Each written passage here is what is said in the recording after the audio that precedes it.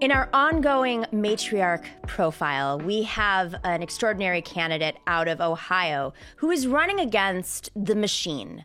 If you don't know about the Ohio machine, it is a real thing. It is a force of nature. And our next interview is with a candidate named Morgan Harper, who has been running a truly grassroots, inspiring campaign, and she is approaching her primary date very soon. So I want to welcome Morgan. Morgan, we have gotten to know each other over the last couple of months, and everyone's been so inspired by your campaign at Matriarch and the Board of Advisors. But before we get to like the nitty gritty, why don't you tell us just a little bit about like why would you do this? Why would you run against the machine? And do you regret it? Yeah, I don't regret it. I'm having a good time, and honestly felt like there wasn't another option other than launching this campaign, because I had been exposed early on in my life to the income inequality and economic segregation of opportunity here in Central Ohio, and had been on a mission to do something about it since then and get a skill set to do something. And really felt like, especially after time in Washington at the Consumer Financial Protection Bureau, that the reason why we don't see more coming out of Washington and Congress and getting at that issue, making sure everyone has a fair shot, is because we have a lot of politicians that are co-opted by corporate money and are never going to be the people that lead us to passing bold legislation that will make sure everyone is in an economy that's working for them. How did you get started in politics?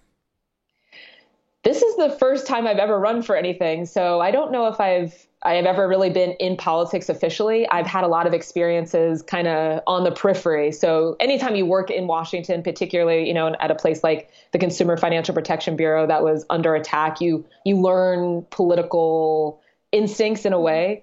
But other than that, I had only campaigned on political campaigns volunteered on political campaigns before. When I was in law school, Obama was running for the first time, did some volunteer work for him. And I'm learning on the job for the most part. Okay, so how about government? I mean, clearly you haven't had an interest in public policy and government. Let's rewind a little bit in your beginnings and in your interest with public policy.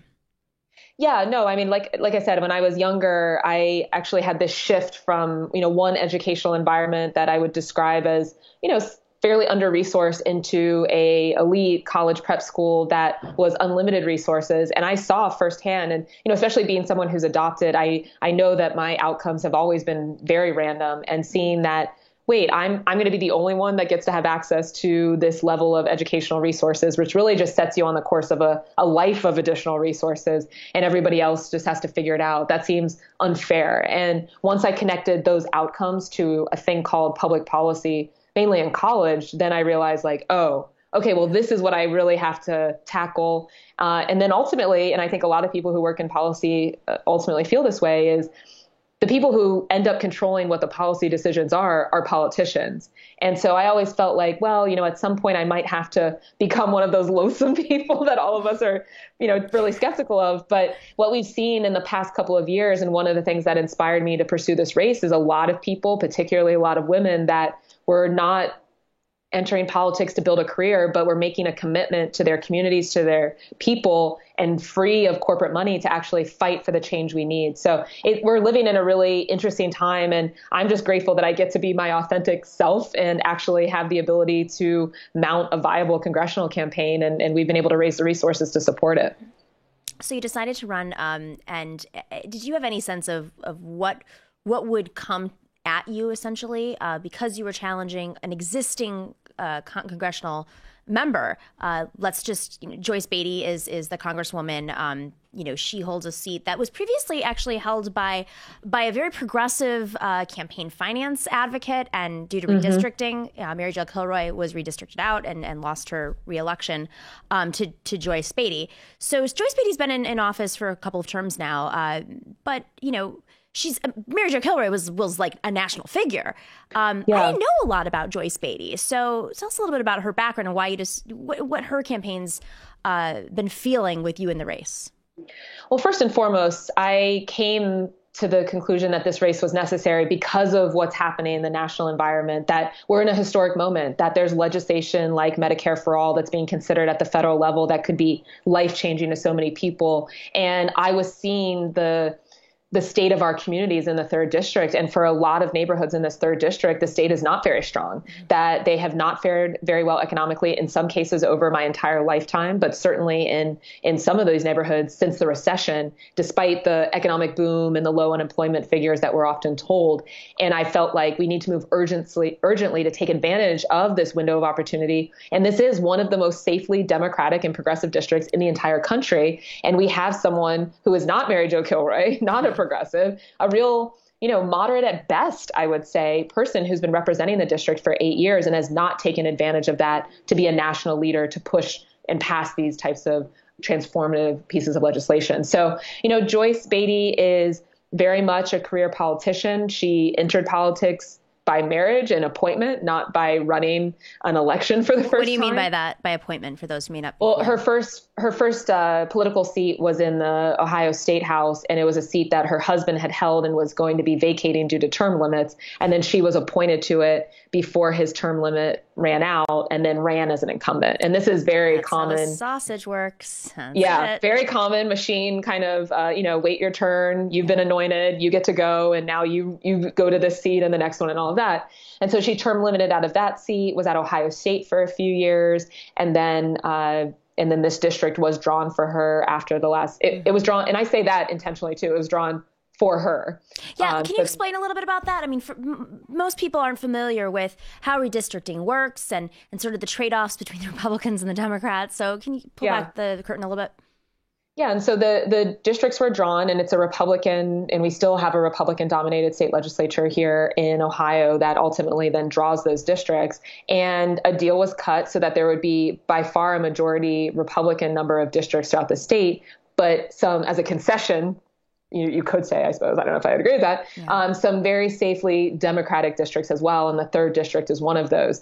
But, like most strategic people, right? It's like if you have Republicans that are drawing districts, are they going to draw a district and try to make it for the person that they deem to be most progressive and has the ability to turn the country in a different direction? No, they're going to do it for a person that they know is not going to rock the boat and is very much on the same page of protecting the status quo and corporate interests. And that was what was done. So a lot of the more white liberal areas were drawn out of the district, and a lot of the black neighborhoods were drawn in addition to the very home that Joyce Beatty moved into once she became a congresswoman in a very affluent suburb on the eastern edge of Franklin County and the district. So it was all very intentional, and people can look up the partisan gerrymandering decision from the district court that came out this past spring in 2019 that said, in depositions, Republicans, who would make a great congresswoman? Our good friend Joyce Beatty, right? Wow. So, it was all very intentional.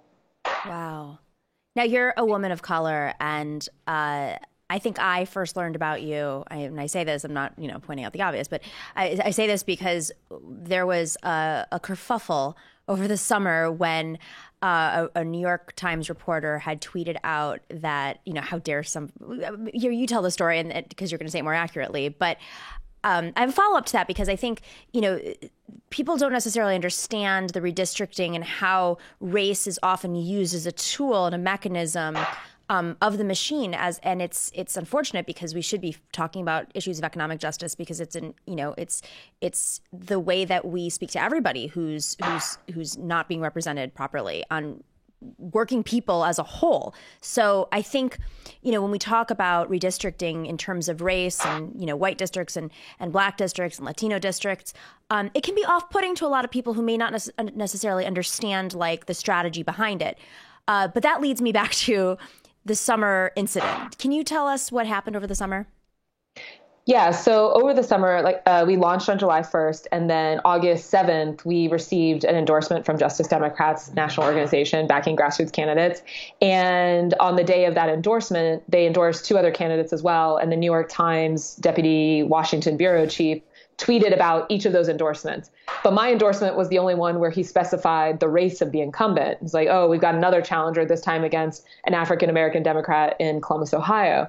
And I tweeted back, well, I'm also black, right? Because this is the narrative like you're talking about that somehow progressive challenges, Justice Democrats is trying to target and threaten Black leadership and representation through some of these primary challenges. And well, one, it's just not the case in our race specifically because I launched before we even were affiliated with Justice Democrats. Right. But also, I mean, this is a means of trying to suppress new voices from entering the political sphere and presenting more progressive policies. And it's very dangerous to have someone who's in such a influential position of journalism to be perpetuating that narrative. And it's something that we as a community also need to be honest about, we as a Black community, in that just because someone looks like us doesn't mean that they actually are representing our best interests. And in this case, we have someone who has had what was meant to be a Black seat and has held it for 8 years, a safely Democratic seat, who has a history of legislation and policy decisions that don't benefit the Black community, like when in the State House blocking payday lending regulation, while in Congress on financial services, introducing legislation that makes it easier for banks to charge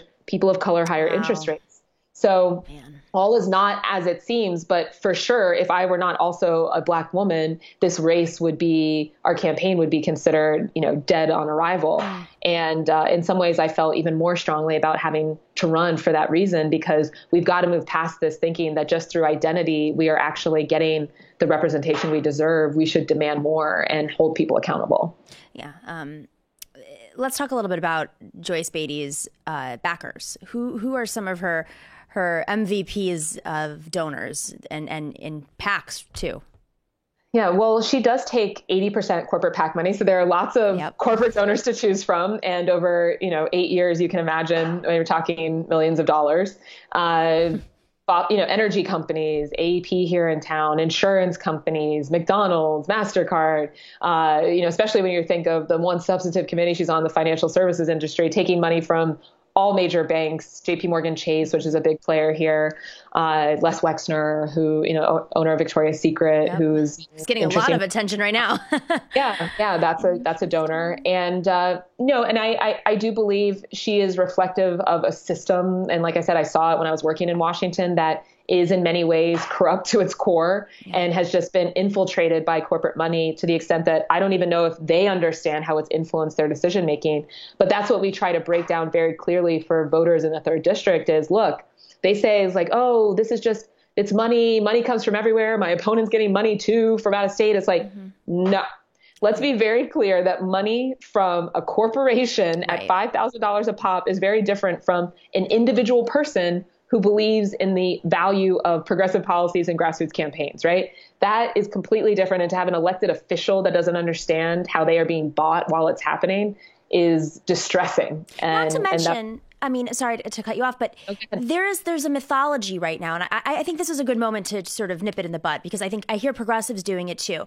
Yes, you want to have money from your district, but in particular, there's several districts that have been zapped of resources, including yours, in which because of the members who represent that district, there aren't the financial resources or as much financial resources from that district. So progressives actually need that coalition, that national coalition of $27 donations to be able to compete with the big money. So I think it's okay if people are, in California or New York are giving to your campaign. First, you're running for federal office, so it actually helps everybody. It impacts everyone, yeah. It affects everybody. But second, you already have enough hills to climb. And if they're doing like, oh, well, you didn't take all of your money from the district. She didn't either.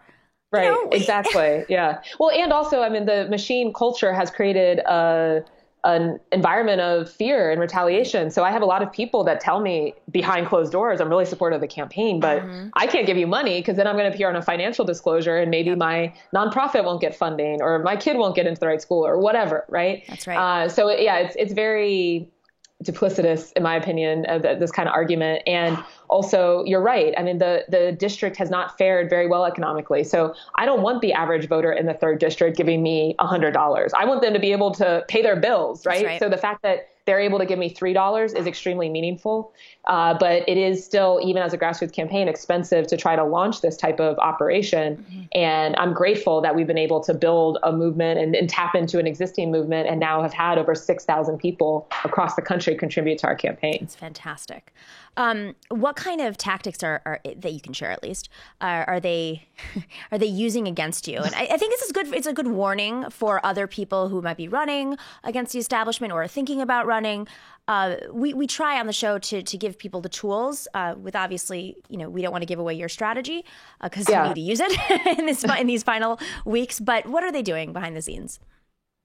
There's been an attempt to smear me since the beginning that I'm not really from here because I've lived other places, that I haven't voted consistently because when I was living other places, I voted in those places and not in Ohio, as I think a lot of people do. That I'm not perfect. I'm not a pure, right. When the purity test thing is thrown usually against progressives in terms of critiquing the legislation, but it's also being used as a tool against me that if I worked for a law firm. Mm-hmm. And so now as working 2 years at a law firm as a junior associate at a law school and paying back debt, kind of learning how business works isn't a sign of, I actually even further know what I'm talking about, why I wouldn't take money for corporations, for example. It means, well, she's not perfect. You can't listen to her at all, right? She also is connected to big, powerful corporations. It's like, okay, interesting, right? So yeah, the fact that these are the arguments, it's just trying to distract people.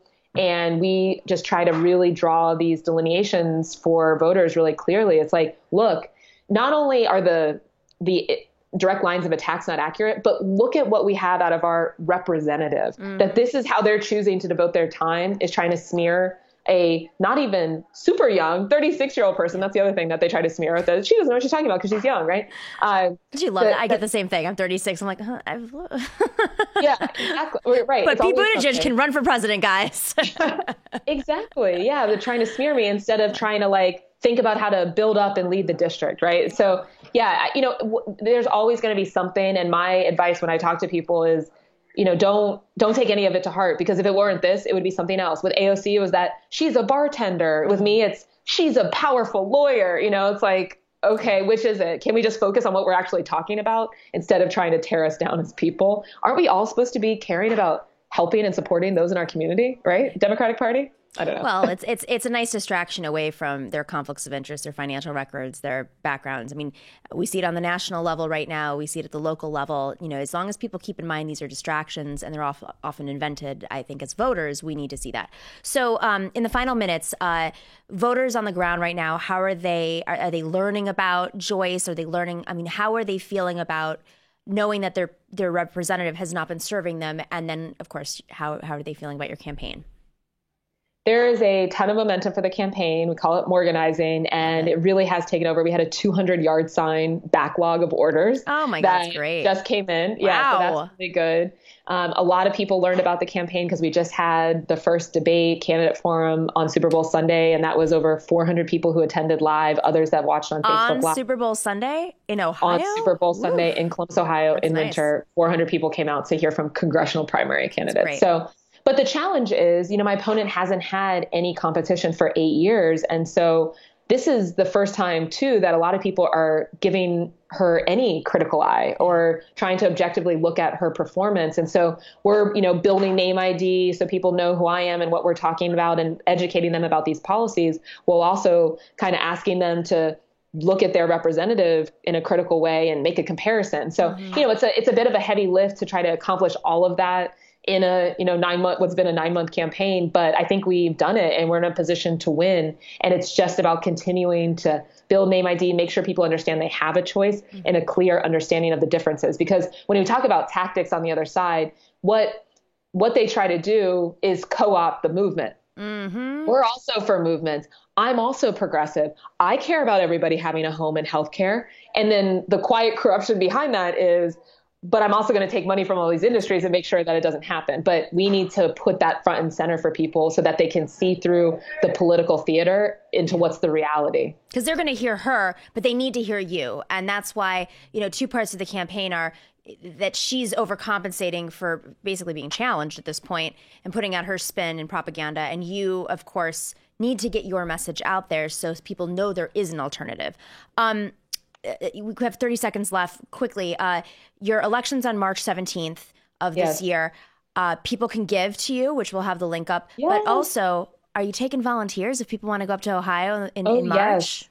Definitely. If people text my name, Morgan, Morgan, to 44939, then you'll be in our volunteer loop. We don't use that for fundraising. That's to just plug people in through phone banking, or if you want to come out and canvas in person, we would love that too, because how we win is getting the word out, knocking doors, and we have an army of organizers that's ready to go for March 17th. Canvassers are key because this is Ohio, so you're not in Queens anymore. They need every canvasser they can get. So if you want to go out there, we're doing 5,000 doors in a weekend now, so that's beautiful. We're making it happen. Fantastic. Morgan, keep up the amazing work. We'll be watching on election night, and I'll be in touch with you to see how I can personally help. I appreciate it. Thanks so much for the support and the interview.